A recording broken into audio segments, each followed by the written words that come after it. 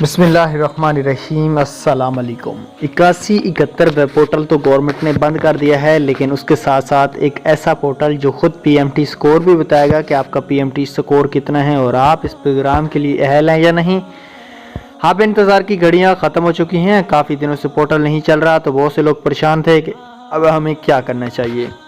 Video पूरी देख लेना। उससे पहले अगर आप हमारे चैनल पर नए हैं तो हमारे चैनल को सब्सक्राइब करें, साथ में बेल आइकन को भी प्रेस करें ताकि बर वक्त हमारी वीडियो आपको यूट्यूब पे देखने को मिलती रहें। चलें आज की इस वीडियो को शुरू कर लेते हैं।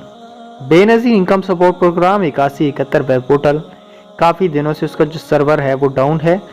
इस वजह से सर्वर डाउन है कि रमज़ान रिलीफ पैकेज के जो 5000 रुपये हैं वो दिए जा रहे हैं, तो उसको मज़ीद अपडेट किया जा रहा है और उसको आने वाले दिनों में बहाल कर दिया जाएगा। उससे पहले अगर आप लोग अपना पीएमटी स्कोर चेक करना चाहते हो तो उसके लिए एक हुकूमत का नया पोर्टल है जिसके ज़रिए आप आईडी कार्ड डाल के अपना पीएमटी स्कोर मालूम कर सकेंगे।